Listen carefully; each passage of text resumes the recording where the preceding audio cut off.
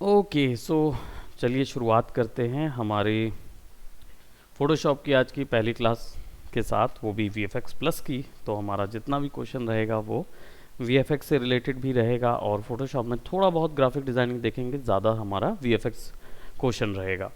ठीक है कि उसके लिए किस तरीके से तैयार करने हैं अपने आउटपुट वर्क्स को।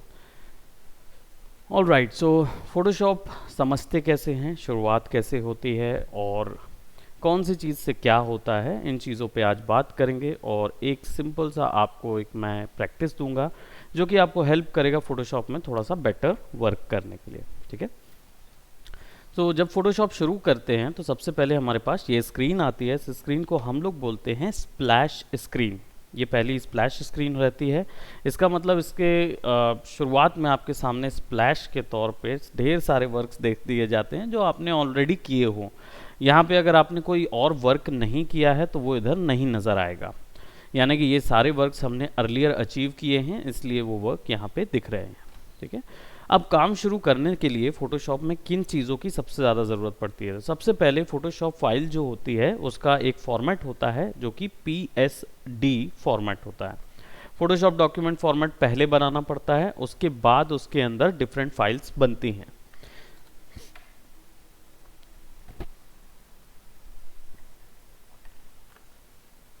ओके सो अब शुरुआत करने के लिए फ़ोटोशॉप में सबसे पहले हमारे पास तीन तरीके होते हैं।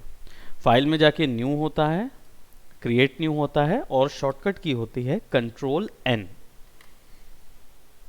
अब ये आ जाता है, इसको बोलते हैं न्यू डॉक्यूमेंट विज़र्ड। अब ये जो विज़र्ड है, इस विज़र्ड में बहुत सारे ऑप्शंस नज़र आते हैं। यहाँ पे ऑलरेडी जो आपने प्रीवियसली काम किए होंगे उनके साइजेस में फाइल नज़र आती है और यहाँ पे ऊपर में कुछ टैब्स होते हैं। अब इन टैब्स को भी समझते हैं और ये पूरे इंटरफेस को समझते हैं एक्चुअली होते क्या है और क्या चीज़ों को हमें ध्यान में रखना है। तो लेट मी जस्ट सी या ओके सो ये जो है ये तो रिसेंट वर्क जो आपने किए होंगे। अब अगर आप नया नया फोटोशॉप शुरू करेंगे तो यहाँ पे कुछ भी नज़र नहीं आएगा।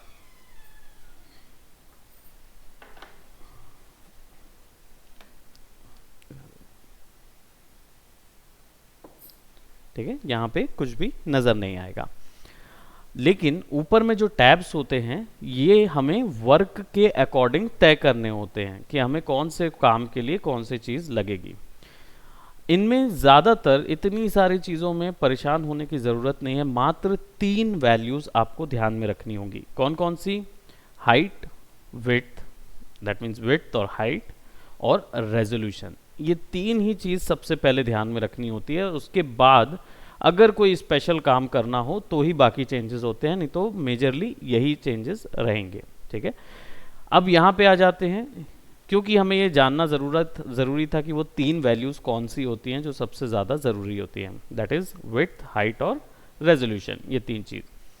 अब यहाँ पे आ जाते हैं तो हमें फ़ोटोज़ नज़र आ रही है। बेसिकली जब हम फ़ोटो साइज़ या पोस्ट कार्ड साइज़ में काम करते हैं तो हम इनकी ज़रूरत पड़ती है। जनरली हमारे वर्क फ्लो में इसकी ज़रूरत नहीं पड़ती है, क्योंकि VFX लाइन में इतने स्केल पे काम नहीं होता है, इससे ज़्यादा के स्केल पे काम होता है। ये तो फ़ोटो पोस्ट कार्ड साइज़ के होते हैं, उसके लिए होता है। तो कभी कभार आपको इनकी ज़रूरत पड़ेगी, बहुत ही रेयर कंडीशन पे। फ़िलहाल आपको अभी इसकी कोई ज़रूरत नहीं पड़ने वाली है। सेकंड होता है प्रिंट। ये रिलेट करता है किससे? प्रिंटिंग से। अब प्रिंटिंग लाइन में बेसिकली क्योंकि यहाँ पे जितने आपको ढेर सारे ऑप्शन नज़र आ रहे हैं, इनमें से कुछ ही ऑप्शन भारत में यूज़ होते हैं, ज़्यादा ऑप्शंस आपको ज़रूरत नहीं पड़ेगी। क्यों? क्योंकि सॉफ्टवेयर जो है वो यूरोपियन सॉफ्टवेयर है, हमारा भारत का तो बना नहीं है। तो इसलिए जितने भी यहाँ पे स्टैंडर्ड्स दिख रहे हैं ये सारे यूरोपियन स्टैंडर्ड्स हैं, तो भारत में इन स्टैंडर्ड्स का ज़्यादा यूज़ नहीं होता। तो भारत में कुछ स्टैंडर्ड्स को हम लोगों ने ऑप्ट कर लिया अपने काम के लिए। कौन कौन से थे वो स्टैंडर्ड? इनमें से A4 साइज से लेकर B4 तक या B5 तक हम यूज़ कर सकते हैं। ठीक है, इसके बाद के स्टैंडर्ड या इससे अर्लियर स्टैंडर्ड्स यूज़ नहीं होते। अगर हम बात करें लेटर की, तो ये लेटर कौन सा लेटर है? ये लेटर बॉक्स नहीं है जो हम चिट्ठी लिखने के लिए एक लेटर लेते हैं, ये वो साइज़ नहीं है। ये साइज़ है लेटर हेड का। तो लेटर हेड जब हम बनाते हैं कोई एक पेपर में किसी ब्रांड के लिए, उसका ये लेटर हेड साइज होता है, और ये यूरोपियन लेटर हेड साइज है, हमारे भारत का नहीं है। तो हमारा साइज जो है वो A4 में ही बनता है।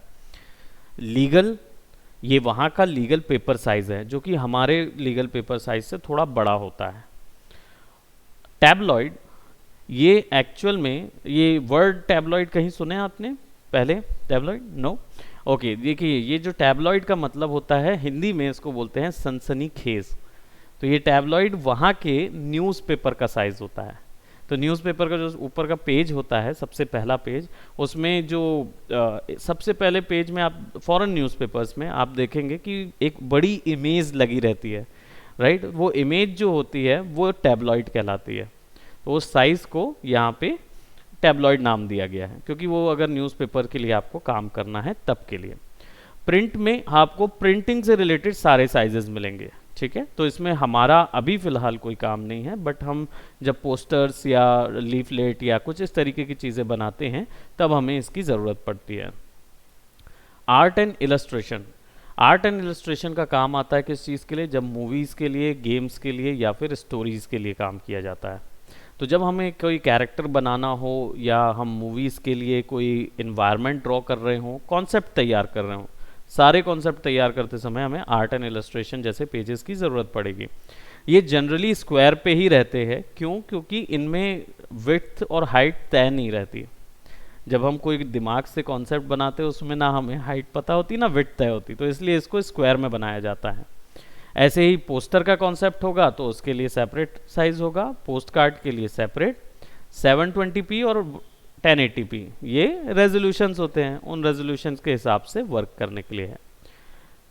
वेब, ये जब हम वेबसाइट्स के लिए कोई काम करेंगे, यानी कि वेबसाइट्स के लिए जो बैनर्स होते हैं या वेबसाइट पे जो लीडर बोर्ड्स या स्क्रैपर्स लगते हैं, उनके लिए ये साइजेस होते हैं। और या फिर अगर यूट्यूब के थंबनेल बना रहे हों या फिर यूट्यूब्स के लिए या किसी भी ऐसी वेबसाइट के लिए जिसमें आप वीडियोस पुट कर रहे हो, उन साइजेस में वर्क करने के लिए आपको ये सारे साइज़ मिलेंगे। इनमें डिवाइसेस के अकॉर्डिंग भी कुछ साइज़ दिए गए हैं, जैसे विंडोज़ के जो साइज़ होंगे वो वेब के हिसाब से रहेंगे, और एप्पल के जो साइजेस होंगे वो मैकबुक के हिसाब से रहेंगे, ठीक है? तो क्यों रहते हैं? क्योंकि ये ब्राउज़र पे आधारित है साइज़, ना कि कंप्यूटर्स पे। ब्राउज़र क्या होता है? हमारे पास फायरफॉक्स है, क्रोम है, सफारी है, ओपेरा है, राइट? तो ये जितने भी ब्राउज़र्स हैं उनके हिसाब से ये सेट किए गए कुछ हाइट, विड्थ और डायमेंशंस हैं जिनको बोलते हैं बेसिकली। मोबाइल, तो अगर मोबाइल्स के लिए हमें काम करना है तो आईफोन X यानी 10 से लेकर हमारे पास विंडोज़ के मोबाइल्स भी हैं, एप्पल के भी हैं और iOS के भी मिलेंगे आपको। और जब भी कहीं पे भी अगर आप लेगेसी पढ़ रहे हैं सॉफ्टवेयर में, कभी भी लेगेसी आपको मिलता है, इसका मतलब प्रीवियस वर्जन में जो चीज़ें यूज़ की जा रही थी वो डायमेंशंस या वो प्रॉपर्टीज आपको यूज़ करनी है, तो आप लेगेसी वर्जन यूज़ कर सकते हैं, ठीक है? तो जब भी फोटोशॉप में कहीं पे भी अगर आप लेगेसी पढ़ेंगे, इसका मतलब समझ जाइएगा कि ये जो इफेक्ट है ये पुराने फोटोशॉप्स का इफेक्ट है, तो उसको आपको अप्लाई करना है तो आप अप्लाई कर सकते हैं, ठीक है? फिल्म एंड वीडियोज़, ये बेसिकली जब हम मैट पेंटिंग्स के लिए जाएंगे, मैट पेंटिंग्स यानी वीडियोस के लिए या मूवीज़ के लिए जब बैकग्राउंड तैयार करने जाएंगे तब हमको इन चीज़ों की ज़रूरत पड़ेगी। तो ये ऑब्वियसली साइज़ जो हैं वो टेलीविज़न स्क्रीन के साइजेस हैं, जो HD वीडियोस होते हैं, high definition videos, ultra videos जो होते हैं उनके साइजेस हैं, और कोई साइजेस नहीं हैं, ठीक है? तो अभी फ़िलहाल हम जो सबसे बेसिक स्टार्ट करेंगे वो प्रिंट से स्टार्ट करेंगे, ठीक है? और इसमें हम A4 साइज़ पे अपना पॉइंट सेलेक्ट करते हैं। तो इससे हुआ क्या, आप गौर करेंगे यहाँ पे साइड पे प्रीसेट डिटेल्स हैं। ये प्रीसेट डिटेल्स बताते हैं कि जो आपने सेलेक्ट किया है वो डायमेंशंस क्या क्या हैं, और आप अपनी मर्जी का कस्टम डायमेंशन भी क्रिएट कर सकते हैं, ठीक है? अब कैसे क्रिएट करना है, तो सबसे पहले तो हम अपनी फाइल का नाम रख देते हैं। तो हमारी VFX CLS 001 यानी VFX की क्लास 001 हमने यहाँ पे रखा हुआ है। हमारा विड्थ और हाइट और रेजोल्यूशन, ये 3 डायमेंशन पे बात करेंगे। तो विड्थ और हाइट को सपोर्ट करने के लिए हमारे पास यहाँ पे कुछ यूनिट्स हैं, ठीक है? तो यहाँ पे हमारे पास पिक्सल है, इंचेस है, सेंटीमीटर्स हैं, मिलीमीटर्स हैं, पॉइंट्स एंड पिकास है। अब पिक्सल क्या होता है? एग्जैक्टली, एचडी रेजोल्यूशन होता है वो। पिक्सल को थोड़ा सा और मैं एलैबोरेट करता हूँ इस चीज़ में। पिक्सल जो होता है एक डिजिटल इमेज का सबसे छोटा पॉइंट होता है, ठीक है। एक पिक्सल का मतलब होता है उस डिजिटल इमेज का सबसे छोटा पॉइंट जिससे इमेज बनती है। इमेज कैसे बनती है? हजारों लाखों पिक्सल्स के जुड़ने से। तो एक पिक्सल उसका सबसे छोटा पॉइंट कहलाता है, ठीक है। और पिक्सल होता क्या है? तो पिक्सल एक्चुअल में एक तरीके का, आइए आइए आइए, गुड मॉर्निंग। वैसे जब मिले तभी गुड मॉर्निंग बोलते हैं, तो आप बैठिए, कोई इशू नहीं, बैठिए बैठिए, कोई इशू नहीं है। दरवाज़ा ऑफ कर दीजिए क्योंकि एसी चल रहा है तो फिर वो हवा बाहर जाएगी। नोट्स निकाल लीजिए क्योंकि क्लासेस रिकॉर्ड भी होंगी, वो भी आपको मिलेगी, प्लस उसके साथ आपके पर्सनल नोट्स होने चाहिए, ठीक है। तो जो भी आपको शॉर्टकट्स बताऊंगा, कुछ प्रो टिप्स बताऊंगा, वो आप लिख सकते हो, ठीक है, इसके लिए।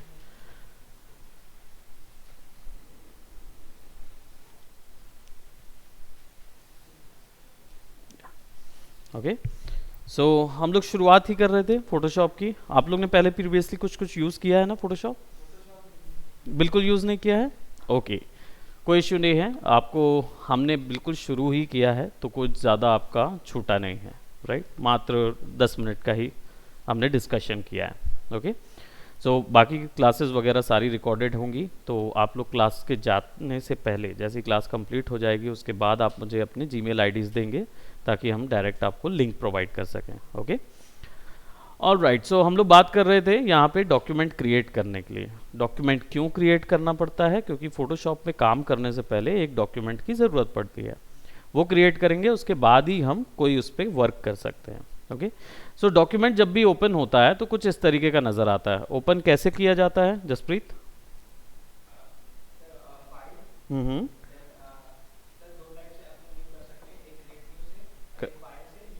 एग्जैक्टली और कीबोर्ड शॉर्टकट है कंट्रोल एन। ये 3 ऑप्शन से आप कर सकते हो, ठीक है। सो कंट्रोल एन से आप डायरेक्ट आपको न्यू डॉक्यूमेंट विजर्ड मिलेगा। न्यू डॉक्यूमेंट विजर्ड कुछ ऐसा होता है, ये न्यू डॉक्यूमेंट विजर्ड है, ठीक है। अब यहाँ पे 3 तरीके से फाइल क्रिएट होती है, यानी डॉक्यूमेंट्स जो हैं वो 3 तरीके से बनाए जा सकते हैं।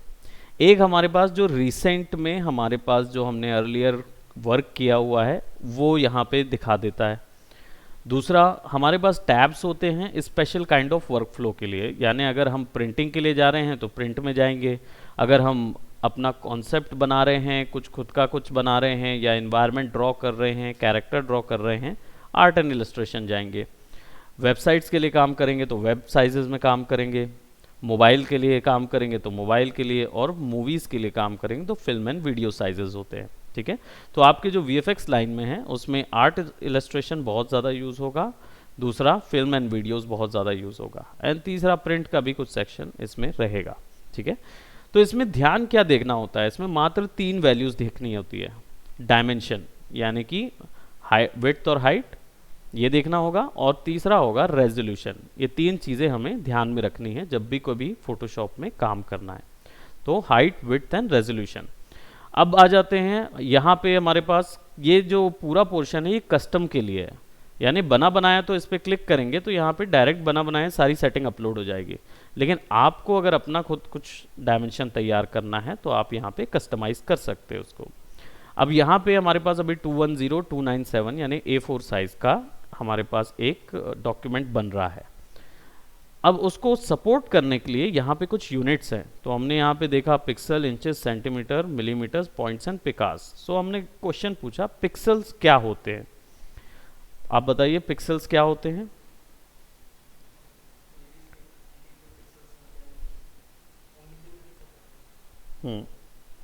करेक्ट बात है, ठीक है। पिक्सल से मिलके बना होता है एक फोटो, ठीक है।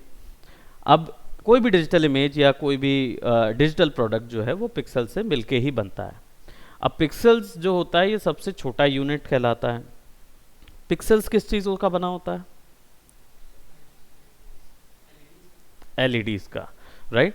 तो ये छोटे छोटे एलईडीज से बना होता है, और प्रति पिक्सल में डिपेंड करता है जितने बिट पे आप सेलेक्ट करेंगे उतने पिक्सल पे कितने कलर्स डाले जा सकते हैं, वो उस पर डिपेंड करता है, मेमोरी बेसिकली, कितना मेमोरी पे हम उसको डाल सकते हैं। ठीक है, अब हमारे पास यहाँ पिक्सल्स तो हमें पता है, इंचेस, सेंटीमीटर और मिलीमीटर हम लोग स्कूल्स में हमेशा से पढ़ते आ रहे हैं कि ये कौन कौन से यूनिट होते हैं। व्हाट अबाउट पॉइंट्स एंड पिकास?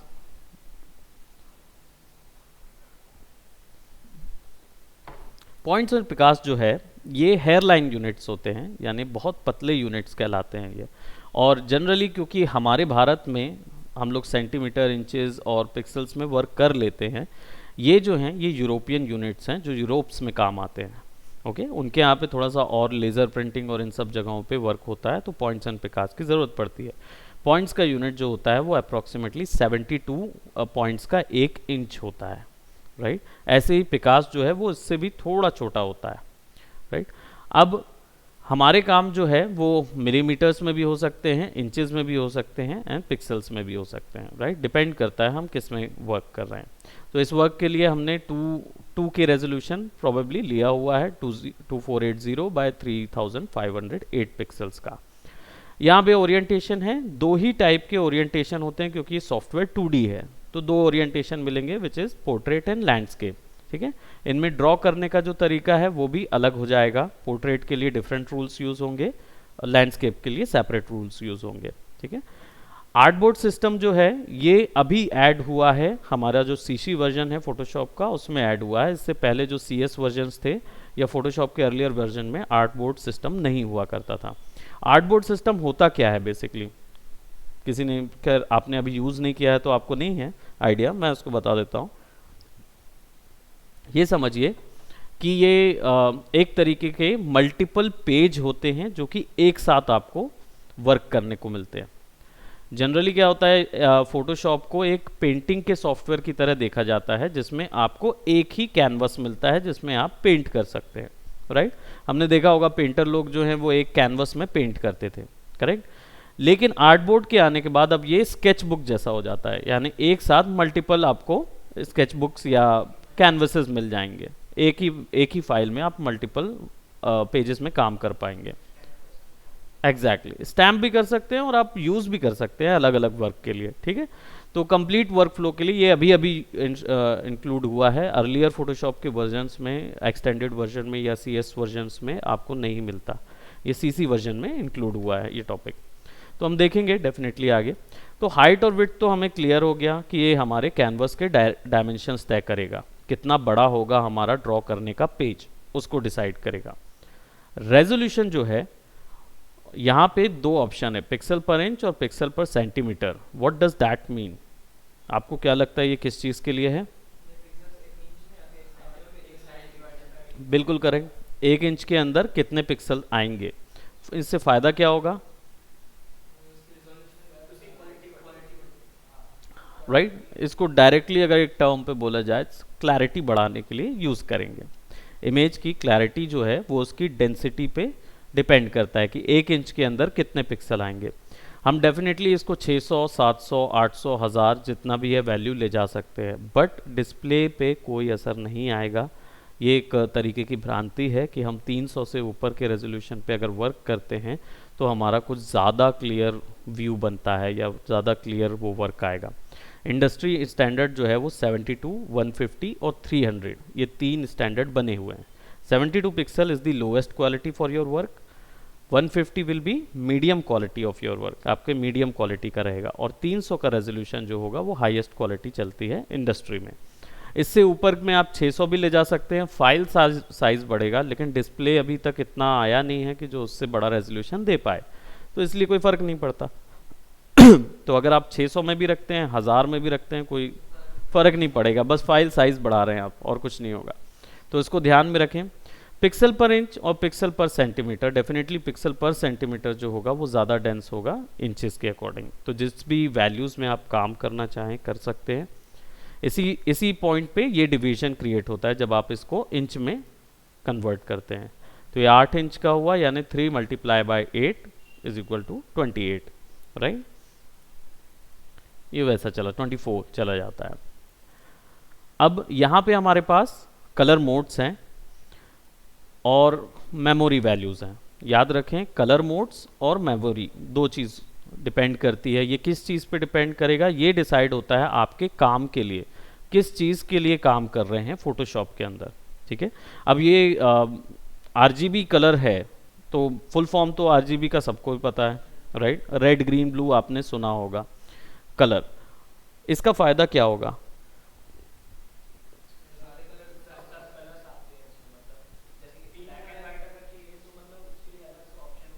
ओके, ओके, आरजीबी में सारे कलर आएंगे। ग्रे स्केल में क्या होगा?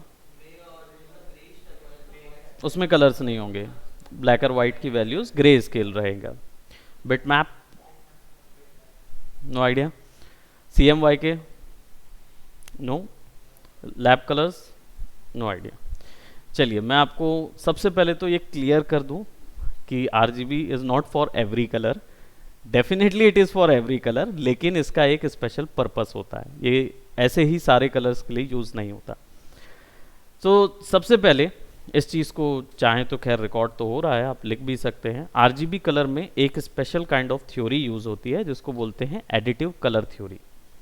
एडिटिव कलर थ्योरी का मतलब ये होता है कि कलर दिखाने के लिए वाइट कलर का यूज़ करना होता है। रियल वर्ल्ड में ये पॉसिबल नहीं है। रियल वर्ल्ड में अगर आप, रियल वर्ल्ड का प्राइमरी कलर्स और डिजिटल वर्ल्ड के प्राइमरी कलर्स अलग अलग होते हैं। रियल वर्ल्ड में red green blue, sorry digital world में रेड ग्रीन ब्लू जो होता है वो प्राइमरी कलर होता है।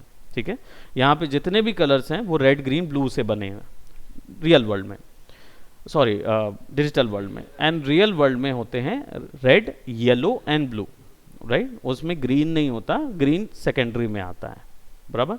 अब रेड, येलो एंड ब्लू में जब कलर्स के डिफरेंट शेड बनाने होते हैं तो हमको रियल वर्ल्ड में वाइट अगर मिक्स करेंगे तो हमको कलर शेड्स नहीं मिलते, क्योंकि कलर हल्के नहीं होते। नीतीश आज क्लास नहीं है, आप अपना बैच देखना, मैंने ग्रुप में डाला था एक बार चेक कर लो। ठीक है, बैठना चाहो बैठ सकते हो, फोटोशॉप है। मंडे शिफ्ट हो गई है, कल नहीं था, कल से है। ओके, सो आरजीबी में जो रियल वर्ल्ड में जब हम वाइट कलर मिक्स करते हैं तो कलर्स जो हैं वो ब्लेंड हो जाते हैं, वो ऑफ शेड्स नहीं देते आपको, वो और लाइटर कलर नहीं प्रोवाइड करता, वो डल कलर ही होता जाता है। तो क्या होता है कि आरजीबी जो कलर, जिसको एडिटिव कलर थ्योरी बोलते हैं डिजिटल वर्ल्ड में, क्योंकि हम एलईडीज के थ्रू दिखा रहे हैं कलर, दैट मीन्स उसमें some sort of lights add हो रही हैं। लाइट्स ऐड होती हैं, इसका मतलब आपका वाइट कलर ऐड हो रहा है किसी भी कलर वैल्यू पे। इसके कारण क्या होता है, इसमें बहुत ज़्यादा बड़ी रेंज मिलती है कलर्स की। शेड रेंज अगर बात की जाए, कलर और शेड रेंज दोनों अलग अलग हैं। तो शेड जो होते हैं वो मिलते हैं इसमें 256 टोटल ऑफ शेड। आपको और आगे कलर थ्योरीज रहेगी तो उसमें आप डेफिनेटली और आपको वैल्यूज़ क्लियर होगा। 256 टोटल ऑफ शेड मिलेंगे, यानी कि ब्लैक और वाइट वैल्यूज़ का जो रेंज है वो 256 मिलेगा किसी भी एक कलर में। और टोटल ऑफ कलर्स जो इसके में मिलते हैं वो पहली मेमोरी मोड में आपको मिलते हैं 16,70,000। ठीक है, 16.7 मिलियन कलर्स मिलेंगे जिसमें आप शुरुआती काम कर पाएंगे, और ये बढ़ता जाता है, करीब 62 बिलियन तक जा रहा है अभी। तो हम लोग रेंज बढ़ती जाएगी, समझते जाएंगे। ठीक है, तो आरजीबी में होता है एडिटिव कलर थ्योरी, क्योंकि लाइट ऐड हो रही है, लाइट ऐड के शेड्स आ रहे हैं तो मल्टीपल शेड मिल जाते हैं। लेकिन ये लाइट केवल पॉसिबल होती है डिजिटल वर्ल्ड में, तो ये रियल वर्ल्ड में तो पॉसिबल नहीं है। सूरज का कलर अगर मैं इधर पे लगाऊंगा तो ये लाइट होता जाएगा, ऐसा कुछ नहीं है कि नहीं, वो बाउंस होके अलग हो जाएगा। लेकिन इधर पे वो मिक्स होता जाता है और मल्टीपल शेड्स नज़र आते हैं, वाइब्रेंसी मिलती है और कलर स्पेक्ट्रम मिलते हैं, जिसको बोलते हैं कलर स्पेक्ट्रम, यानी कलर के शेड्स मिलते जाते हैं, मल्टीपल शेड्स मिलते जाते हैं। तो ये केवल पॉसिबल होगा डिजिटल वर्ल्ड के लिए। तो यानी कि अगर आपका काम डिजिटल वर्ल्ड पे ही दिखाया जाएगा तो आरजीबी कलर मोड यूज़ करना है, यही इसका मेन पॉइंट है। ठीक है, कि इसमें कलर रेंज जो है वो 16,70,000 से शुरू होती है। दूसरा, ये आपका केवल डिजिटल वर्ल्ड पे काम आएगा। तो आप अगर मूवीज़ के लिए काम कर रहे हैं, इंटरनेट के लिए काम कर रहे हैं, वीडियो गेमिंग वर्ल्ड के लिए काम कर रहे हैं, तो आपको आरजीबी में करना होगा। ठीक है, CMYK इसका फुल फॉर्म होता है cyan, magenta, yellow and black. RGB is for red, green, blue. CMYK is cyan, magenta, yellow and black. ये जो कलर होते हैं ये होते हैं पिगमेंट कलर, यानी प्रिंटिंग के लिए यूज करने वाले कलर। तो ये कहाँ से बनते हैं? रियल वर्ल्ड में ये एक्सट्रैक्ट होते हैं हमारे क्या बोलते हैं पेड़ों से, पौधों से, डाइज से एक्सट्रैक्ट करके बनाया जाता है। जो ज़मीनों में डाइज निकलती हैं उनमें से कलर निकलते हैं। ऐसे एक्सट्रैक्ट वाले कलर्स बहुत सारे हैं। तो इनकी रेंज जो है कुछ हज़ारों में रहती है। इसलिए हमें ज़्यादा शेड्स कैसे निकालने होते हैं इसमें? नीतीश बोलना कौन है? स्वास्तिक और नीतीश आज क्लास नहीं है, तो आप चाहें तो बैठ सकते हैं, फोटोशॉप का ही है ना? हाँ तो बैठ जाइए। के इज फॉर ब्लैक, राइट। तो लास्ट जो के है वो ब्लैक है। वो उसका रीज़न ये है कि CMYK में सब्ट्रैक्टिव कलर थ्योरी यूज़ होती है। कलर निकालने के लिए रियल वर्ल्ड में हम लोगों को काला ऐड करना पड़ता है। काला कलर ऐड करेंगे तो सब्ट्रैक्ट होता जाएगा कलर, तभी शेड्स निकलते हैं, राइट। तो CMYK में हमारे पास सब्ट्रैक्टिव कलर थ्योरी, RGB में एडिटिव कलर थ्योरी। तो CMYK जो होगा वो ज़्यादातर प्रिंटिंग वर्ल्ड के लिए होता है। तो अगर आपका वर्क आप प्रिंटर के थ्रू बाहर निकालना चाहते हैं, प्रिंट करवाना चाहते हैं, तो CMYK यूज़ करेंगे। इसलिए CMYK RGB से थोड़े से डल होते हैं हमेशा। तो जब भी आप इसको प्रिंटिंग, कोई भी RGB में काम किया रहता है और उसको कन्वर्ट करते हैं जब प्रिंटिंग में, तो थोड़ा सा ना डल निकलता है। वो रीज़न यही होता है कि वो ब्लैक ऐड होता है उसमें। लैब कलर्स जो हैं ये एक्चुअल में लेबॉर्ट्री कलर्स नहीं हैं, ये lightness A channel, B channel colour होते हैं, ठीक है। इनमें 2 एक्स्ट्रा चैनल ऐड होते हैं और लाइटनेस जो है वो ब्लैक और वाइट वैल्यू को कंट्रोल करता है। तो A चैनल में हम कलर्स के 2 चैनल के साथ एक वर्क करते हैं और B चैनल में भी कलर्स के दूसरे वर्क के साथ काम करते हैं। हम इसको जब कलर थ्योरीज में थोड़ा और आगे जाएंगे तो आप डिफरेंट चैनल्स को समझ पाएंगे, ठीक है। तो मल्टीपल कलर्स चैनल्स के साथ काम करना है तब लैब कलर की ज़रूरत पड़ती है, अदरवाइज इसकी ज़रूरत ऐसे नहीं पड़ती। ग्रे स्केल, डेफिनेटली आपका गैस सही था, इसमें कलर वैल्यूज़ नहीं होती हैं, ठीक है। आपको केवल 256 शेड्स मिलेंगे जिनमें आप काम कर सकते हैं, 0 to 255, टोटल ऑफ 256 शेड्स, ठीक है। बिट मैप जो होता है ये एक्चुअल में गेमिंग्स के लिए यूज़ करते हैं, पिक्सल आर्ट वर्क के लिए, राइट। तो जब पिक्सल आर्ट वर्क के लिए काम करेंगे, लाइट काम करना है, फाइल का साइज बिल्कुल लाइट रहना चाहिए, तब बिट मैप में काम करेंगे, ठीक है। और 3D वर्ल्ड में जब हम क्राउड सिमुलेशन वगैरह करते हैं, जब 3D के लिए कुछ क्रिएट करते हैं, तो उस समय पे भी BMP फाइल की ज़रूरत पड़ती है। इसमें क्या होता है कि कई बार होता है कि अगर आपके पास सिस्टम अच्छे हैं और सिस्टम पावरफुल होते हैं तो आप क्या 3D ऑब्जेक्ट को ही हज़ारों की भीड़ बना के दौड़ा सकते हैं। लेकिन कई मूवीज़ ऐसी आती हैं जिनमें लो क्वालिटी क्राउड सिमुलेशन दिखता है। वो क्यों दिखता है? क्योंकि सिस्टम्स उतने हैवी नहीं होते। तो उस समय पे क्या करते हैं, बिट मैप इमेजेस को हज़ारों की भीड़ पे दौड़ाया जाता है। तो उनका यूज़ इसलिए होता है क्योंकि वो बिल्कुल लाइट होती हैं, 8 बिट से ज़्यादा की रहती भी नहीं। यहाँ पे आपको 8 बिट, 16 बिट और 32 बिट की रेंज मिलती है। इसमें एक एक्स्ट्रा और 48 बिट भी जुड़ा होता है, लेकिन फोटोशॉप अभी फ़िलहाल 48 बिट यानी कि हाई डायनेमिक रेंज इमेजेस के साथ कंप्लीट काम करने के लिए रेडी नहीं है। इसके कारण से इसने 48 बिट का नहीं दिया, इवन दो 48 बिट की फाइल ये ओपन होती है इसके अंदर। हम देखेंगे कि ये फाइल कैसे बढ़ती जाती हैं, बिट्स कैसे बढ़ते जाते हैं और इनका इफेक्ट क्या होता है। 8 बिट जनरली क्या होता है, पिक्सल आर्ट्स के लिए यूज़ करते हैं हम, क्योंकि उसमें एक पिक्सल के अंदर पे एक ही कलर आ सकता है, राइट। 16 बिट जो होगा इसमें मल्टीपल कलर्स, एक बोलना चाहिए कि एक पिक्सल के अंदर अप्रॉक्सीमेटली 4 कलर्स डाले जा सकते हैं, तब कहीं जाके वो 16 बिट आ जाता है। एंड सेम इंटू 4 हो जाएगा 32 बिट के लिए, तो इसमें और ज़्यादा कलर्स आ जाएंगे एक पिक्सल के अंदर। इसलिए इसमें 32 बिट में रेंज जो है 256 ट्रिलियन पहुंच जाती है, और जब 48 पहुंचता है तो फिर कलर रेंजेस बढ़ जाती हैं 62 बिलियन। तो 48 का जो बिट है वो एक ही फॉर्मेट अभी निकाल रहा है। वो फॉर्मेट पे हम लोग आगे जाएंगे, PNG, PSD फॉर्मेट नॉर्मली तो हम लोग यूज़ करते हैं, JPEG वगैरह, पर ये फॉर्मेट्स और एवॉल्व हो गए हैं और भी आगे के फॉर्मेट्स आ गए हैं जिन पे अब मूवीज़ इंडस्ट्री में या बड़ी इंडस्ट्रीज़ में वर्क हो रहे हैं। तो हम लोग जानेंगे उनके बारे में लेटर ऑन। नाउ एक ऑप्शन यहाँ पे आखिरी हमेशा आपको हर सॉफ्टवेयर में मिलता है, विच इज़ ग्राफिक्स वाले में, वो है advance option. So advance option में दो ऑप्शंस आपको यहाँ दिख रहे हैं, कलर प्रोफाइल और पिक्सल एस्पेक्ट रेशियो। इन चीज़ों का शुरुआत में ध्यान होना ज़रूरी नहीं है एडवांस ऑप्शन का, लेकिन जब आप पहुंच जाएंगे एक एडवांस लेवल पे तब ये चीज़ें कॉमनली ध्यान रखा करेंगे। तो इस चीज़ को पहले से समझ लेते हैं ताकि आगे के समय पे जाने में दिक्कत नहीं होगी। कलर प्रोफाइलिंग, यहाँ पे बहुत सारे ऑप्शंस दिख रहे होंगे, कुछ आपको ब्रांड नेम भी नज़र आ रहे होंगे, जैसे फूजी फिल्म हो गया, आरी हो गया, या फिर आपका सोनी हो गया, राइट। और इसी तरीके से वाइपर हो गया, एप्पल हो गया, एडोब हो गया। कुछ आपको डिवाइसेस या डिवाइस के प्रोडक्ट्स के ब्रांड नज़र आ रहे होंगे।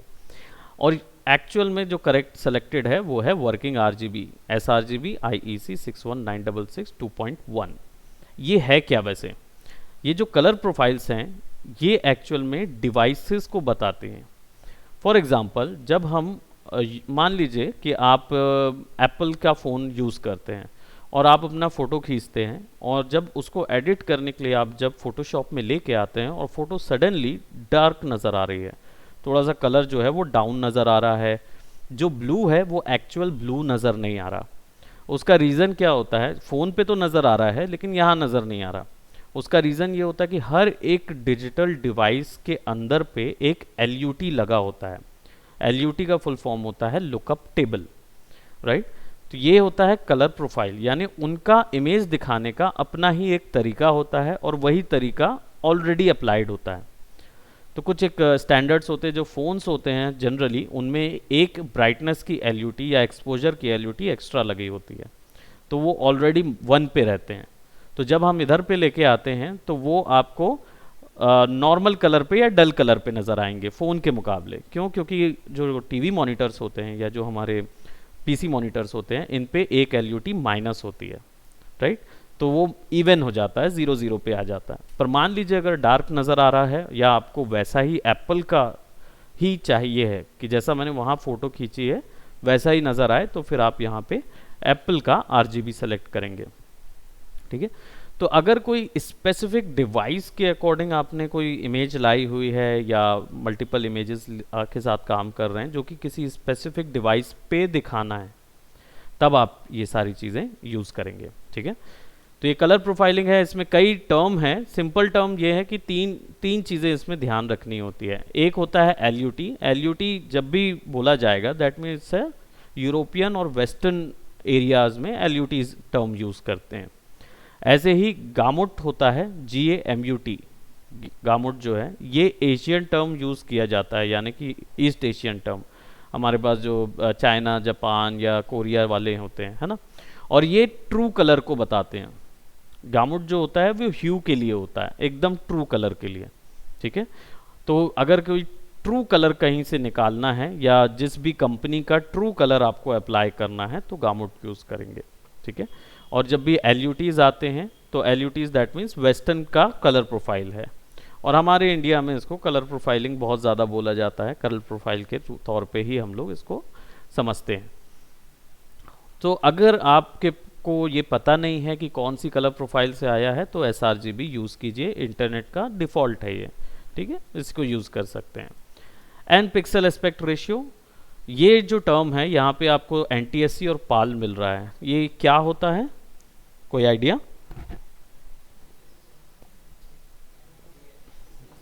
आपने अर्लियर जो CD प्लेयर्स वगैरह यूज़ किए होंगे तो वो आपके टीवी में कनेक्ट करते थे जब, तो एक कन्वर्टर लेता था वो, NTSC टू PAL कन्वर्टर। कई बार DVDs में अपने आप आने लगा था ये ऑप्शन, तो आप NTSC सेलेक्ट करते थे या PAL सेलेक्ट करते थे तो इमेज जो है वो लेफ़्ट या राइट ऐसा स्ट्रेच हो जाती थी अर्लियर, जब पुराने समय के DVD। आज के जो आ गए हैं अब तो पेन ड्राइव्स वगैरह अप्लाई होती है, तो अब तो डायरेक्ट दिखाता है वो, ना PAL की ज़रूरत है ना NTSC की, वो ऑलरेडी यूनिवर्सल LUTs पे चलते हैं। तो हालांकि ये है क्या, बेसिकली पिक्सल एस्पेक्ट रेशियो एक पिक्सल को दिखाने का साइज होता है, राइट। तो यूरोपियन में PAL चलता है, वहाँ PAL, यानी वहाँ की जो कैमराज होते हैं वो PAL साइज का पिक्सल यूज़ करते हैं। एशिया में क्या होता है, NTSC साइज के पिक्सल यूज़ करते हैं हम लोग, राइट। और वहीं पे कुछ डिफरेंस आपको मिलेंगे, जैसे यहाँ पे डीवी जो है डेफिनेशन वीडियो साइज है, तो डेफिनेशन वीडियो अगर आप यूज़ कर रहे हैं उसका एनटीएससी साइज़ का जो 1 पिक्सल होगा वो इस साइज़ का होगा, यानी 0.91 का 1 पिक्सल होगा, ठीक है। और वैसे ही डीवी पाल जो होगा, डेफिनेशन वीडियो पाल, वो कितने का रहेगा, 1.09 साइज़ का होगा। सिमिलरली वाइड स्क्रीन जो होगा वो 1.21 का और ये 1.33 का होगा। डीवीसी प्रो कैमरा जो होता है डेफिनेशन वीडियो कैमरा, उसका साइज़ भी यहाँ पे अवेलेबल है। इधर पे एक ही बस आपको एक एक्स्ट्रा नज़र आएगा, वो है एनामॉर्फिक, जिसका साइज सबसे ज़्यादा है, 2 है। ये एनामॉर्फिक होता क्या है, सुने हैं कभी? नहीं। ये एक कैमरा का लेंस होता है, एनामॉर्फिक लेंस होता है। तो जब भी कैमरा, चाहे वीडियो कैमरा हो गया या शूट वाला कैमरा हो गया, उससे आप कैमरा शूट लेते हैं तो ये लेंस लगाते हैं जब शॉर्टर रेंज पे वाइड एरिया चाहिए होता है। तो अगर आप शॉर्ट रेंज पे हैं, जैसे हम लोग इस कमरे में हैं और मैं आपके साथ साथ पूरा का पूरा वाइड रेंज लेना चाहता हूँ, हाँ, तो फोकल लेंथ रहता है, तो लेंस रहता है, उसको लगाएंगे तो वो एक छोटे से रेंज पे पूरा एरिया 180 डिग्री तक का एरिया कैप्चर कर सकता है। तो अगर आप एनामॉर्फिक इमेज पे काम कर रहे हैं तो एनामॉर्फिक सेलेक्ट करेंगे, तब आपका 1 पिक्सल का जो कलर होगा वो 2 पिक्सल के साइज का होगा, समझ लीजिए, है ना, ट्वाइस द साइज का 1 पिक्सल होगा इसका। और अगर इंटरनेट की इमेज के साथ या डिजिटल वर्ल्ड की इमेज जिसका हमें कुछ पता नहीं है तो स्क्वायर पिक्सल्स रखिए, सब चीज़ नॉर्मल रहेगा, ठीक है। अब इसको क्रिएट कर देते हैं। क्रिएट करने पर हमारे पास ये ऑप्शंस आ जाते हैं। इसको थोड़ा सा मैं पैनलाइज कर देता हूँ, यानी कि सारी चीज़ें हम समझ लेते हैं कि कौन सी चीज़ जगह से क्या होता है। फिर मैं आप लोग को एक प्रैक्टिस दूंगा, वो प्रैक्टिस आपको कल तक कंप्लीट करनी रहेगी, ठीक है। सो मेन्यू बार सबको पता है क्या होता है, राइट। सॉफ्टवेयर के साथ हमेशा एक मेन्यू बार आता है। इसका एक लाइन पे अगर मैं डिस्क्रिप्शन दूं तो ये होता है कि सॉफ्टवेयर जो कुछ भी ऑफर कर सकता है वो सब एक मेन्यू बार में होता है। इसके अलावा उससे अधिक कोई भी चीज़ आपको सॉफ्टवेयर में कहीं नहीं मिलेगी। तो यहाँ पे जो पूरा एक सॉफ्टवेयर समूचा इधर पे ही रहता है, राइट, कंप्लीट पूरी चीज़ें मिलेंगी। सेकेंड एक बार आपको यहाँ पे नज़र आएगा, इसको बोलते हैं ऑप्शन बार। तो यहाँ पे ऑप्शंस नज़र आते हैं, यानी जो भी टूल्स आप यूज़ कर रहे होंगे वर्क करने के लिए उसके ऑप्शंस आपको यहाँ पे नज़र आएंगे, ठीक है। लेफ्ट साइड के पैनल पे आपको मिलता है टूल बार, राइट। ग्राफिक्स के लिए जितने भी टूल्स हैं इसका भी डिवीजन होगा, इसमें भी स्पेसिफिक टूल्स कैसे करने हैं, क्योंकि बहुत सारे टूल्स हैं, कौन सा कब यूज़ करना है उसका डिवीजन तय होगा, ठीक है। बीच में आपको मिल रहा है कैनवस, इसको बोलेंगे कैनवस, कंप्लीट कैनवस। और ये वाला होता है वर्क स्पेस एरिया। फोटोशॉप का वर्क स्पेस एरिया काम नहीं करता है, अगर आप यहाँ पे कोई भी चीज़ डालेंगे वो नॉन रेंडरेबल हो जाएगी, उसका इमेज निकलेगा नहीं बाहर। अनलाइक इलस्ट्रेटर, कोरल ड्रॉ या कुछ अदर वेक्टर सॉफ्टवेयर्स होते हैं, उनमें क्या होता है कि उनमें ये एरिया वर्केबल होता है, यूज़ किया जा सकता है, पर फोटोशॉप में यूज़ नहीं किया जा सकता। राइट साइड में ये ढेर सारे पैनल्स आपको नज़र आएंगे, यहाँ पे छोटे छोटे से डिफरेंट आइकॉन्स भी नज़र आएंगे, कलर स्वॉचेस भी नज़र आएंगे, लेयर्स पैटर्न भी नज़र आएंगे। ये सब पूरा एक एरिया में कहलाता है प्रॉपर्टीज पैन, राइट। लाइक अ पैन, जो फ्राइंग पैन यूज़ करते हैं उस तरीके से इसको पैन बोलते हैं। दैट मीन्स इसमें ढेर सारे पैनल्स अवेलेबल हैं, ओके। फोटोशॉप में सबसे ज़्यादा ज़रूरी लेयर्स पैनल है, क्यों? क्योंकि ये लेयर बेस्ड सॉफ्टवेयर है, तो सारी चीज़ें लेयर के तौर पे काम करेंगी, ठीक है। अब इसमें वर्किंग की कुछ बेसिक चीज़ें हैं और हम लोग टूल्स का इतना ही है, इससे ज़्यादा कुछ नहीं है। इसके बाद फिर जितनी भी चीज़ें हैं वो यहाँ से ऐड होती जाती हैं। तो एक पैनल और एक्स्ट्रा ऐड होता है, वो है टाइमलाइन पैनल, जो कि एनिमेशन के लिए यूज़ होता है। तो लेटर ऑन हम लोग उसको यूज़ करेंगे। मैं यहाँ से इस पैनल को ऑफ कर देता हूँ फॉर द बेटर वर्क। अब कुछ एक बोलना चाहिए कि छोटे से शॉर्टकट्स आपको पता होना चाहिए इस पर वर्क करने के लिए। सबसे पहला zoom in zoom out, control plus minus keyboard से, और नहीं तो ऑल्ट दबा के माउस व्हील यूज़ कर सकते हो आप। तो zoom in zoom out option काम करता है। पैनिंग के लिए space bar, right, space bar दबा के क्लिक एंड ड्रैग करेंगे तो आप अपने कैनवस को पैन कर सकते हैं, ठीक है। रोटेशन के लिए आर शॉर्टकट है, आर दबा के आप इसको रोटेट कर सकते हैं। शिफ्ट के साथ दबाएंगे तो स्नैप होगा, ठीक है। और ऑप्शन बार में उससे रिलेटेड भी वैल्यूज़ आती हैं, तो यहाँ आइकॉन भी मिलता है और या फिर आप अपनी वैल्यूज़ यहाँ पे पुट भी कर सकते हैं, राइट। तो ये तीन ऑप्शंस हैं हमारे पास। मूव के लिए हमारे पास पैनिंग के लिए स्पेस बार है, alt zoom in zoom out के लिए है माउस व्हील, और या फिर कंट्रोल प्लस माइनस वो भी है, और रोटेशन के लिए हमारे पास आर शॉर्टकट है, ठीक है। अब यहाँ पे आ जाते हैं, ये हमारा टूल बार है और टूल बार के डिविजन्स हैं, जिसमें क्रिएट करने के लिए हमारे पास शुरुआत में मूव टूल से लेकर हमारे पास ये जो आई ड्रॉपर टूल है, इसके बीच में जितने भी आते हैं यहाँ से लेकर यहाँ तक, ये सब सिलेक्शन ग्रुप है, यानी कि ये कुछ ना कुछ सेलेक्ट करने के लिए बने हैं। तो अगर कभी भी कोई कलर उठाना है, इमेज का कोई एक हिस्सा सेलेक्ट करना है, कोई पोर्शन सेलेक्ट करना है, वो सब यहीं से होगा, इधर जाने की ज़रूरत नहीं है, सारा का सारा यहाँ से यहाँ तक के ही बीच में रहेगा, ठीक है। यहाँ से लेकर स्पॉट हीलिंग ब्रश से लेकर आपका जो डॉज टूल तक ये जितने भी आएंगे ये ड्राइंग ग्रुप है। ड्राइंग ग्रुप का मतलब होता है ये सब ब्रश टाइप की प्रॉपर्टीज होल्ड करते हैं, यानी इनमें पेंटिंग की एबिलिटी होती है, ठीक है। तो ये यहाँ से स्पॉट हीलिंग ब्रश से लेकर आपका डॉज टूल तक आएंगे। पेन टूल से लेकर आपका शेप टूल तक जितने भी रहेंगे ये वेक्टर ग्रुप है, यानी कि ये ड्राइंग वेक्टर आर्ट बनाने के लिए, पेन टूल जैसे ड्रॉ करेंगे ना उस तरीके के डिज़ाइंस के लिए है। और बाकी जितने हैं ये सब बिहेवियरल ग्रुप हैं, यानी कि जैसे हमने पैनिंग किया तो पैनिंग, रोटेशन, इन सब चीज़ों के लिए बने हुए टूल्स हैं। जूम इन जूम आउट करने के लिए भी टूल्स हैं जो कि यहाँ पे भी अवेलेबल है, राइट। और कुछ एक्स्ट्रा अगर रह गया हो तो वो आपको यहाँ से मिलता है, जो कि एडिट टूल बार ऑप्शन पे है। यहाँ पे आप अपनी मर्जी से किसी एक टूल पर शॉर्टकट भी डाल सकते हैं, अपनी मर्जी से शॉर्टकट भी बना सकते हैं, और कोई टूल अगर यहाँ पे नहीं है तो उसको यहाँ पे लाया भी जा सकता है with the help of this edit tool bar, ठीक है।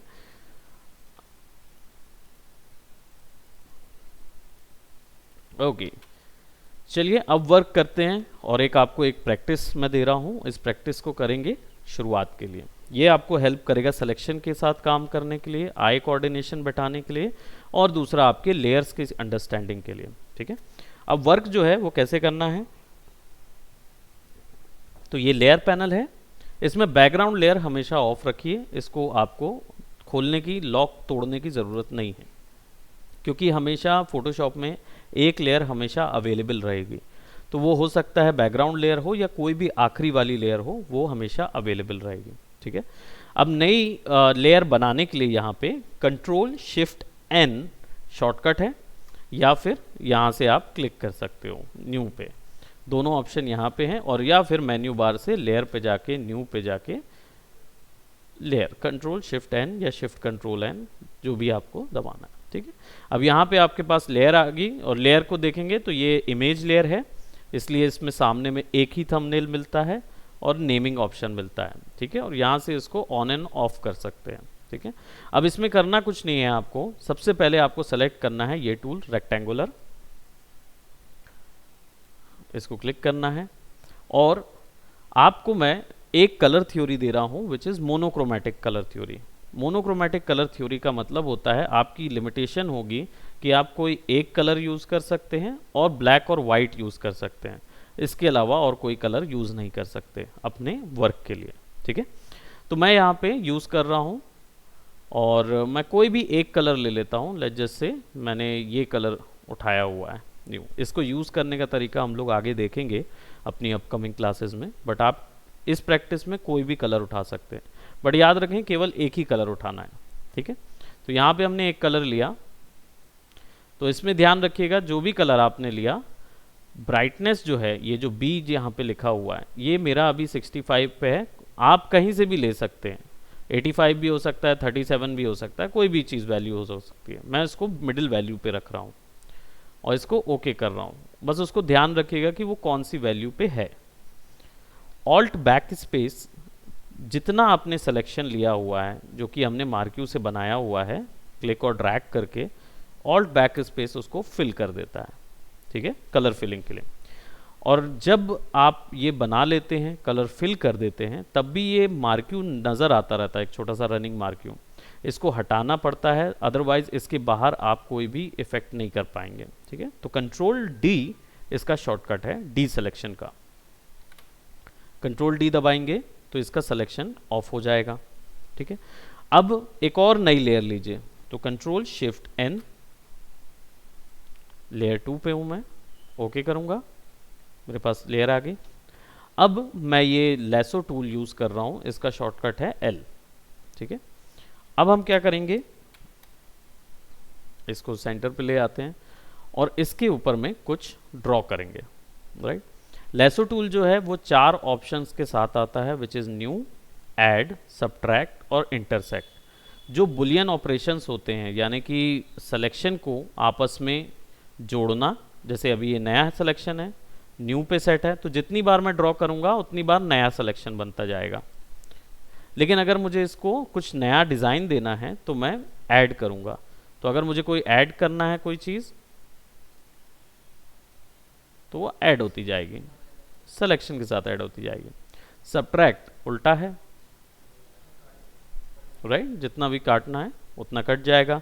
इंटरसेक्शन, जितना हिस्सा मैं सेलेक्ट करूंगा केवल उतना ही रहेगा, बाकी सब कट जाएगा। ठीक है, कंट्रोल डी। यही चीजें हम कीबोर्ड से भी कर सकते हैं। तो अगर आप न्यू पे हैं, न्यू सिलेक्शन पे हैं, शिफ्ट दबा देंगे, एक ड्रॉ करने के बाद शिफ्ट दबा देंगे तो ऐड होने लगेगा, देखेंगे तो ऑप्शन बार में ऐड होने लगा। ऑल्ट दबा दूंगा तो ये सेलेक्ट हो जाएगा, राइट, और ऑल्ट एंड शिफ्ट दोनों दबा दूंगा तो इंटरसेक्ट आ जाएगा। शिफ्ट ऑल्ट एंड शिफ्ट, तीनों चीजें। ठीक है, अब आपको प्रैक्टिस क्या करना है, सिंपली आपको यहाँ पे ड्रॉ करनी है कुछ चीजें। सो हम यहाँ पे एक सिंपल ड्रॉ कर रहे हैं, और कैच ये होगा कि हमने एक कलर लिया था, अब इसमें वेरिएशन जो आएंगे वो केवल ब्राइटनेस चेंज कर करके आएंगे। ठीक है, तो इसको लाइट करने के लिए मैं 10-10 का हॉप ले रहा हूं, आप चाहें तो जितना डिटेल करना चाहें उतना कर सकते हैं। तो मैं 10-10 का हॉप ले रहा हूं, तो अभी 58 है तो इसको मैं 68 कर दूंगा। कंट्रोल डी, किसका,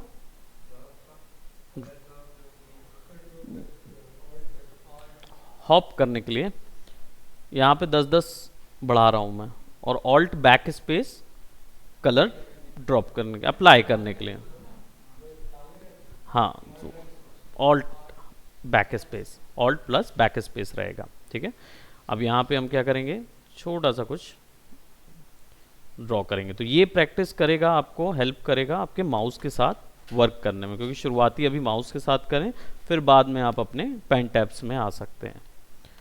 तो यहाँ पे हम ऐड कर देंगे इसको,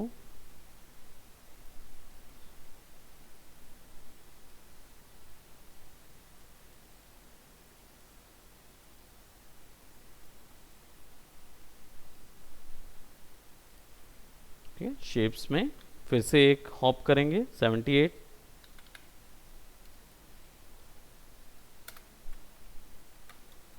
ठीक है, कंट्रोल शिफ्ट एन। अभी हम ब्राइटनेस की ओर जा रहे हैं पूरा।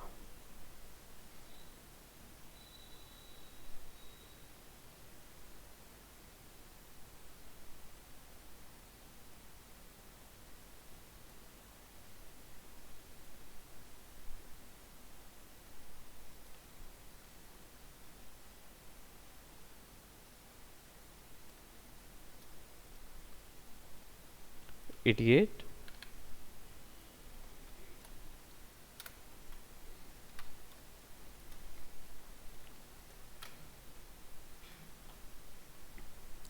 अब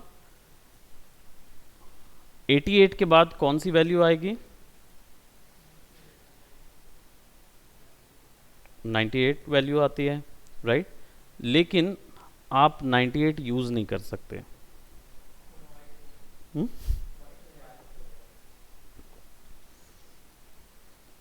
तो ये एक यूनिवर्सल लॉ है जो आपको मैं बताता हूँ कि ये एक्चुअल में कैसे एग्जिस्ट करता है।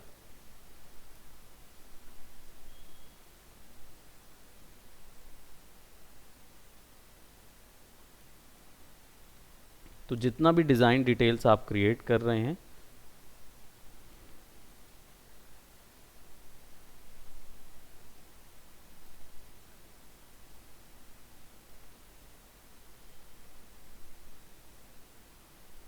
ठीक है। यूनिवर्सल लॉ ये होता है कि जब कैमरा जब यूज़ करते हैं तो जो सबसे पास वाला हिस्सा होता है, कैमरा का सबसे पास वाली लेयर जो होती है वो डार्क होती है ना, और जो सबसे दूर होगा वो डार्क होगा। बीच में ही पूरी ग्रे शेड्स होती हैं कंप्लीट, ठीक है। सो यहाँ पे पहुँचने के बाद आप ये ध्यान रखें कि 90 से 10 तक की 100 तक की जो वैल्यूज़ होती है वो आप यूज़ नहीं कर सकते। अटर मोस्ट 95 तक जाइए, ये जो वैल्यू है 95 तक हाईएस्ट जा सकती है। जब आप समझिए कि कोई चीज़ सूरज से डायरेक्ट एक्सपोजर में है, सूरज से एकदम पास में अगर कोई एक्सपोजर में थी, तब वो उतनी वैल्यू पे जाएगा, अदरवाइज वो उतना वैल्यू पे नहीं जाएगा। तो उसको एक नो मैंस लैंड माना जाता है ग्राफिक डिज़ाइन में, कि वहाँ नहीं जाया जाता, ठीक है। तो हमें 88 से अगर थोड़ा बढ़ाना है तो हमारे पास 90 है, 92 तक हम हार्डली जा सकते हैं, लेकिन हम 98 नहीं हॉप कर सकते। तो डिपेंड करता है, प्लस रेंज के हिसाब से, कैमरा रेंजेस के हिसाब से इसकी वैल्यू ख़त्म हो जाएगी। तो हमें अगर वैल्यू पता करना है कि सबसे पहला कौन सी वैल्यू थी वो तो ये बैकग्राउंड का था, तो इस पर जैसे ही कर्सर आप बाहर निकालेंगे तो ये आई ड्रॉपर में अपने आप तब्दील हो जाता। तो आप जस्ट क्लिक करिए, आपको वैल्यू पता चल जाएगी कि 58 वैल्यू पे हम लोग थे। तो हम क्या करेंगे, इससे एक वैल्यू कम यूज़ करेंगे, विच इज़ 10 वैल्यू कम कर देंगे तो 48 हो जाएगा। तो इतना वैल्यू का आपका लास्ट लेयर आएगी जो सबसे पास होगी आपके कैमरा व्यू से, ठीक है। अब इसके बाद हम जाएंगे, हमारी ये लेयर सेलेक्ट करते हैं और फिर से एक और कंट्रोल शिफ्ट एन और इस लेयर को नीचे कर देते हैं। खैर कीबोर्ड शॉर्टकट जो है वो कंट्रोल के साथ स्क्वायर ब्रैकेट्स जो होते हैं कीबोर्ड में, करली ब्रैकेट्स या स्क्वायर ब्रैकेट्स वाला जो बटन होता है उसमें लेफ्ट साइड या राइट साइड, ये ऊपर और नीचे करने के लिए होता है लेयर पे। लेयर किस तरीके से काम करेगी, ताश के पत्तों की तरह। तो जितने भी डेक में जो कार्ड अंदर होंगे, नीचे होंगे, वो ग्राफिक में पीछे होंगे, है ना, और जो भी डेक में ऊपर आएगा वो ऊपर आता जाएगा। सेम लेयर बेस वैसे ही काम करेगा। अब हमारे पास यहाँ पे लेयर है और हम बैकग्राउंड्स ड्रॉ कर रहे हैं, तो बैकग्राउंड्स के लिए चले जाते हैं। Let's see, let's put some rocks over here. तो आप अपनी मर्जी से क्रिएटिविटी जैसे भी आप यूज़ करना चाहें यूज़ करें। नई अगर ध्यान आता है तो रेफरेंसेस फॉलो कर सकते हैं आप। तो किसी भी चीज़ का, मोनोक्रोम का या फॉरेस्ट का रेफरेंस आप लेना चाहते हैं, आप ले सकते हैं, ठीक है।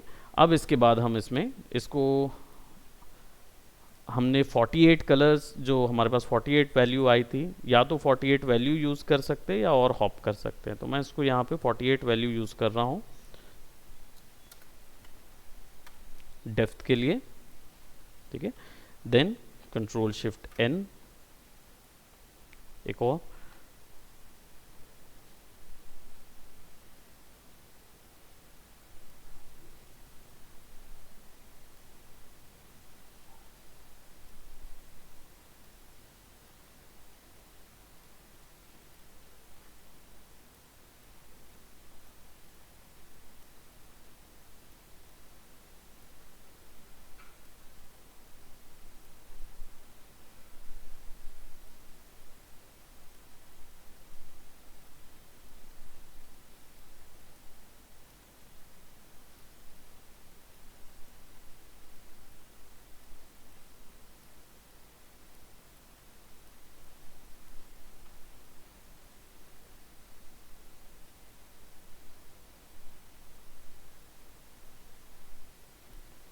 ऐड का फ़ायदा ये रहता है कि आप आसानी से कोई भी वैल्यूज़ एक बार ड्रॉ करने के बाद उसमें और भी चीज़ें ऐड ऑन कर सकते हैं।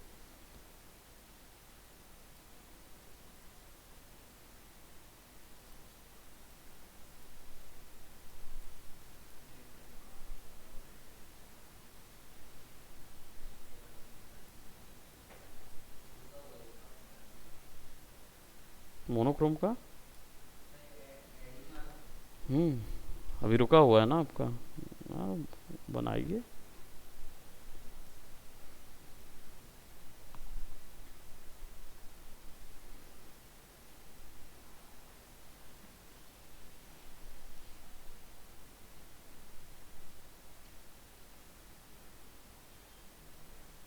ठीक है, अब इसमें फिर एक और वैल्यू हॉप कर जाएंगे 38,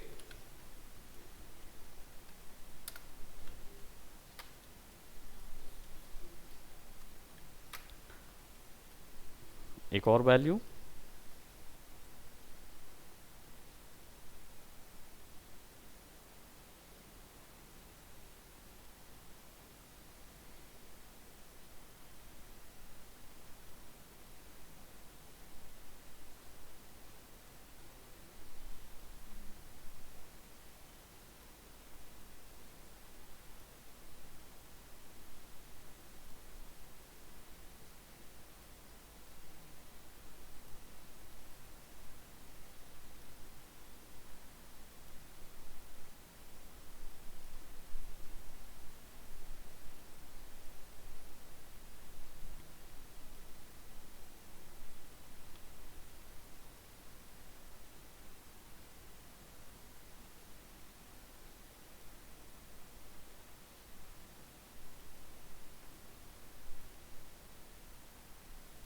एक और वैल्यू लेते हैं 38 थे तो 28,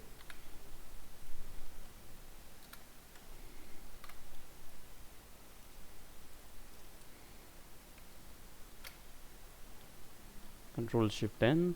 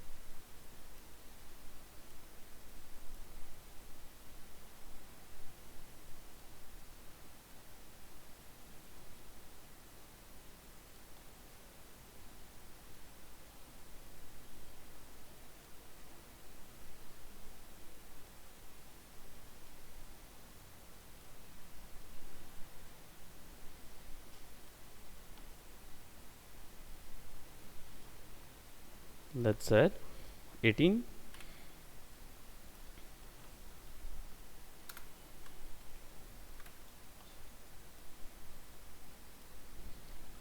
control shift n,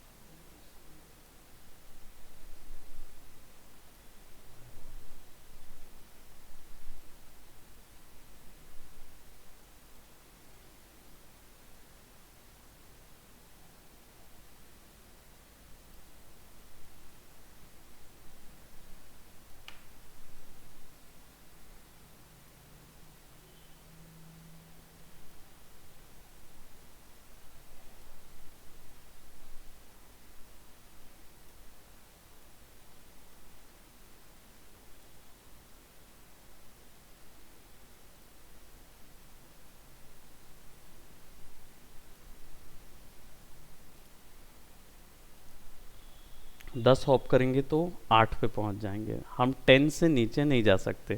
ठीक है, तो हमारा जो थ्रेश होल्ड रहेगा वो 8 तक का ही रहेगा, यानी -8 ही जा सकते हैं हम।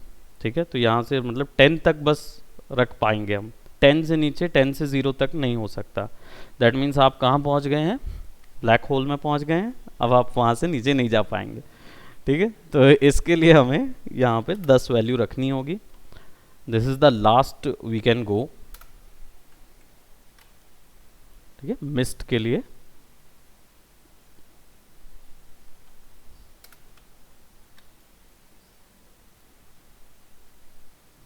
नाउ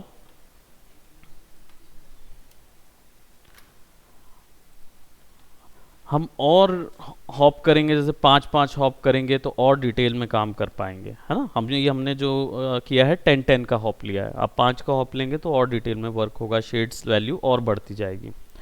अब अब जो वैल्यू है उसके लिए आप एक्सट्रीम वाइट या एक्सट्रीम ब्लैक यूज़ कर सकते हैं।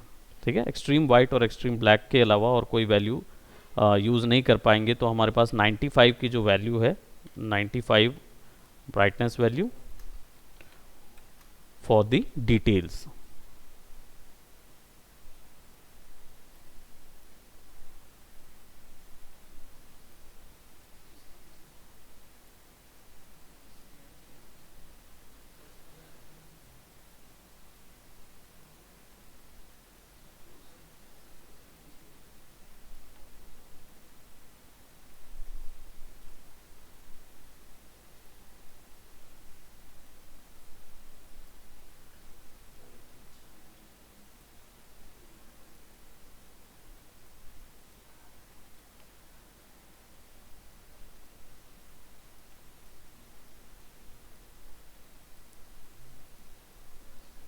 इससे आई कोऑर्डिनेशन आपका और सिलेक्शन व्यू पे काम अच्छा आपका हो जाएगा। तो ये प्रैक्टिसेस जनरली वार्म अप के तौर पे किया करें डेली। सवेरे अगर आप उठते हैं तो एक मोनोक्रोम आर्ट वर्क बना सकते हैं, वो इतना हार्ड एंड फास्ट इशू नहीं क्रिएट करेगा, आसानी से बन भी जाता है, ज़्यादा कोई प्रॉब्लम नहीं आती इसमें।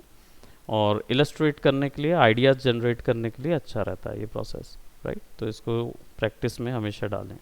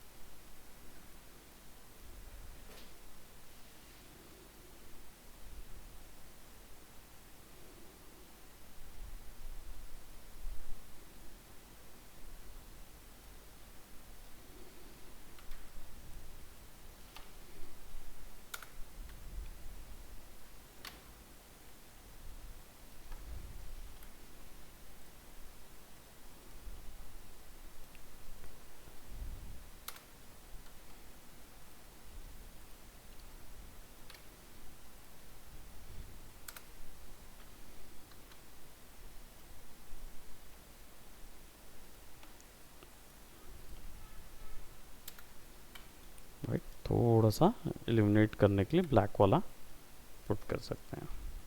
ठीक है, तो हमने 98 वैल्यू रखी हुई है। चाहे तो 98 हाईएस्ट वैल्यू जो स्पेकुलर डिटेल्स के लिए चाहिए रहती है, और फिर चाहे तो आप फिर एकदम एक्सट्रीम वाइट केवल हाइलाइट्स के लिए यूज़ कर सकते हैं।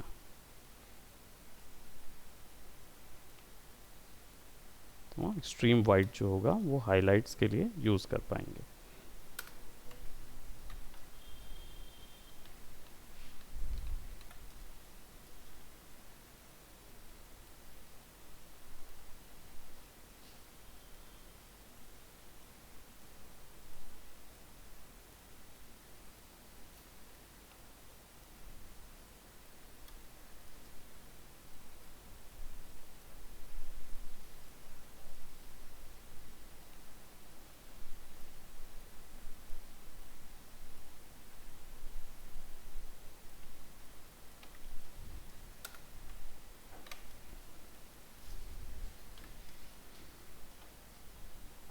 ठीक है, और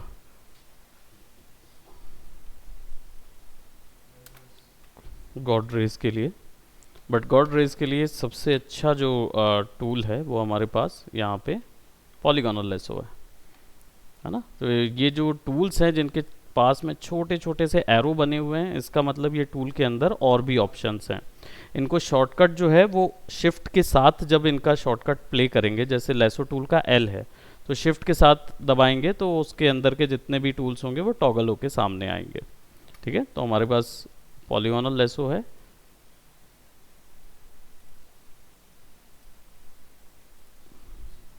ऐड पे सेलेक्टेड है,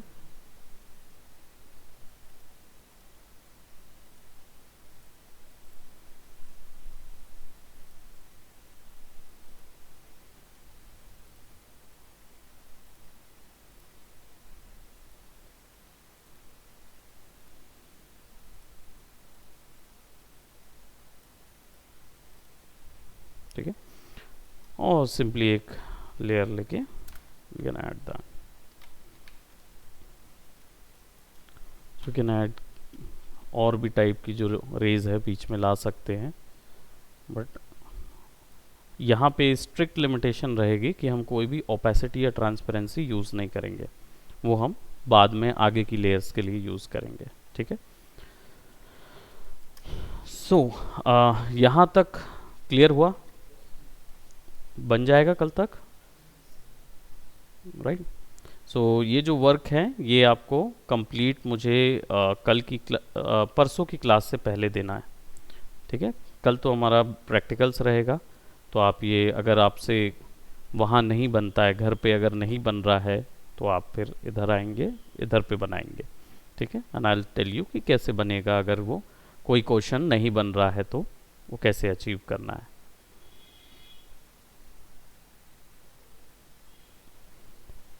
और अभी आप लोग मुझे अपने जीमेल आईडीज़ दे दीजिएगा। ठीक है, सो हम फिर आपकी क्लासेस अपलोड करके उसको वहाँ पे प्रोवाइड कर देंगे।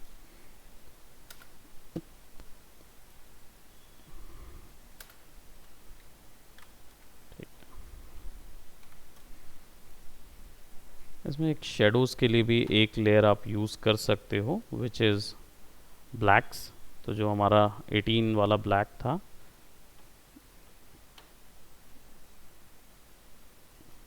शेडोज़ ड्रॉ करने के लिए यूज़ कर सकते हैं उसको।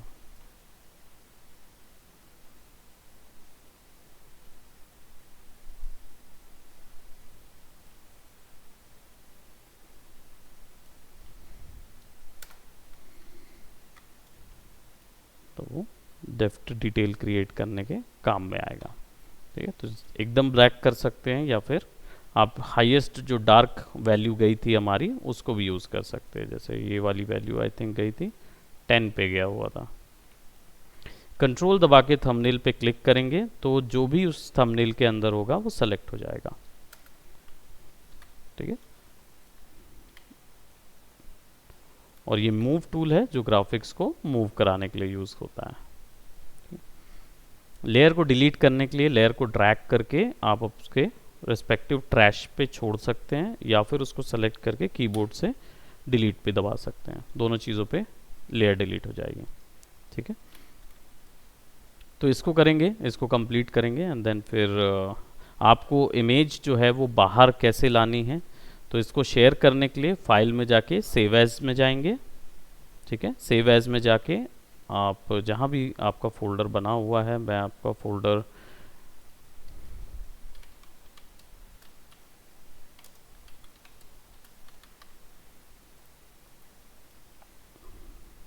ठीक है, so it's a large format है पीएसबी का, ये पीएसडी फॉर्मेट में सेव करेंगे इसको पहले। ये सोर्स फाइल होगी, इसका मतलब इसके अंदर ये सारी लेयर्स इंटैक्ट रहेंगी। ये तभी हमें ज़रूरत पड़ती है जब आपका वर्क जो है अगर कॉपीराइटेड कंटेंट है, आपने होता है कई बार आइडियाज़ नहीं रहते और हम उठा लेते हैं फाइल्स, यूट्यूब में जो ट्यूटोरियल्स वीडियोस आते हैं उसमें ये फाइल्स आती हैं बनी बनाई, तो आप उनको लेके आते हैं, तो हमें पता चल जाता है क्योंकि हम भी उतना ज़्यादा घूमते रहते हैं इंटरनेट पे, तो हमें पता चल जाता है कि आपका वर्क हो सकता है कॉपीराइटेड हो। तो उसके लिए अगर आप सेल्फ कुछ आपने काम किया हुआ है तो उसको पता लगाने के लिए हमें सोर्स फाइल की ज़रूरत पड़ती है। सोर्स फाइल से पता चल जाता है कि लिटरली आपने उतनी मेहनत करके वो वर्क जनरेट किया है या फिर आपने काम चोरी की है और जल्दी से आपने कहीं से उठा लिया है वर्क। तो सोर्स कोड के लिए एक पीएसडी फाइल सेव करना होता है, और जो आपको भेजना है असाइनमेंट के लिए उसमें आपको इसको एक पीएनजी या जेपेग फॉर्मेट में सेव करना होगा। ठीक है, उसका रिस्पेक्टिव अपने नाम के साथ उसको सेव कर दीजिए, ओके कर दीजिए, ये वहाँ पे सेव हो जाएगा। सो हमारा जो वर्क है वो अभी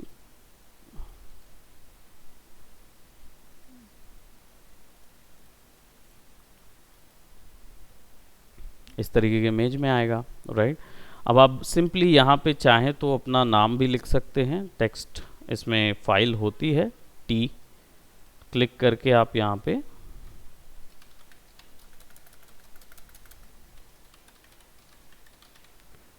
ठीक है अपना नाम और अपने कोर्स का नाम लिख के आप इसको वहाँ पे ग्रुप में या असाइनमेंट ग्रुप में आप लोग हैं, सबके सब हैं, है ना, तो उस पे आप इसको अपलोड करेंगे। ठीक है,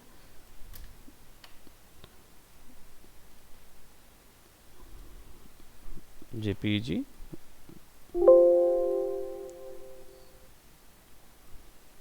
डन, तो ये चीज़ रहेगी। ऑल राइट, सो रिकॉर्डिंग